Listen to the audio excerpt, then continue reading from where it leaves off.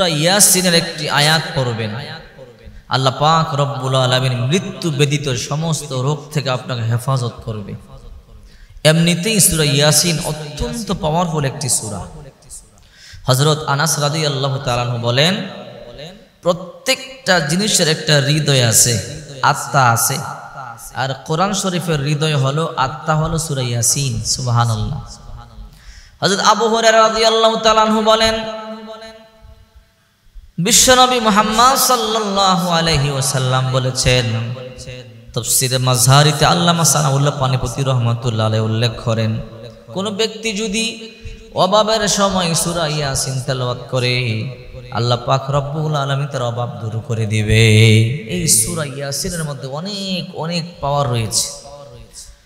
বলছিলাম সূরা ইয়াসিনের একটি আয়াতের এমন পাওয়ার, যদি আপনি সূরা ইয়াসিনের এই আয়াতটি পাঠ করতে পারেন, আল্লাহ পাক সমস্ত রোগ বালাই থেকে আপনাকে হেফাজত করবে। রোগ দেওয়ার মালিক আল্লাহ, রোগ থেকে মুক্তি দেওয়ার মালিক আল্লাহ। তবে ঔষধ খাওয়া সুন্নাত, ঔষধ খাবেন। অনেকে এমন হতে পারে যে ঔষধ খাবো না, আল্লাহর উপরে ভরসা করে বসে থাকবো। আরে আল্লাহ রোগ দিয়েছে, আল্লাহ ঔষধও দিয়েছে। এই জন্য বলছিলাম, যদি কেউ অসুস্থ হয়ে পড়েন, অসুস্থ হয়ে যাওয়ার পরে সূরা ইয়াসিনের ৫৮ নম্বর আয়াত, সালামুন কাওলাম মির রাব্বির রহিম, এই আয়াতটি ১০ বার পাঠ করে পানির মধ্যে ফু দিয়ে পান করবেন। সর্বপ্রথম ১০ দিন পান করবেন, আল্লাহ পাক রব্বুল আলামিন সুস্থ করে দিবে। ৩ বার পান করবেন, সকালেও পান করবেন, দুপুরেও পান করবেন, রাতেও পান করবেন।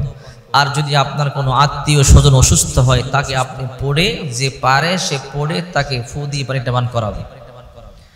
প্রথমে ১০ দিন আপনি পান করবেন, অথবা অসুস্থ ব্যক্তিকে অন্যজন পরে পানিটা পান করাবেন। ইনশাআল্লাহ আল্লাহ পাক রব্বুল আলামিন তাকে সুস্থ করে তুলবে। আর যদি ১০ দিনের মধ্যে না সারে, ৪০ দিন পর্যন্ত আপনি সালামুন কাওলাম মির রাব্বির রহিম পরে পরে পানিতে দম করে এই পানিটা তাকে পান করাবেন। ৪০ দিনের মধ্যে আল্লাহ তাআলা সুস্থ করে দিবে। রোগ যত জটিল হয়, যত কঠিন হয়, আল্লাহ পাক রব্বুল আলামিন অবশ্যই আপনাকে সুস্থ করে তুলবে। সূরা ইয়াসিন অত্যন্ত ফজিলতপূর্ণ সূরা। এই সূরা পড়লে রিজিক বাড়ে, এই সূরা পড়লে আল্লাহ তাআলা বিপদ দূর করে দেয়। কিতাবের মধ্যে আছে, কোন ব্যক্তি যদি রাত্রিবেলা সূরা ইয়াসিন পাঠ করে ঘুমায়, আল্লাহ তাআলা তার গুনাহগুলোকে মাফ করে দেয়।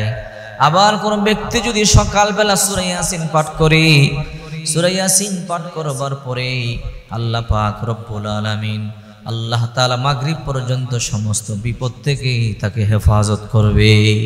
এই সূরা ইয়াসিন অত্যন্ত ফজিলতপূর্ণ একটি সূরা।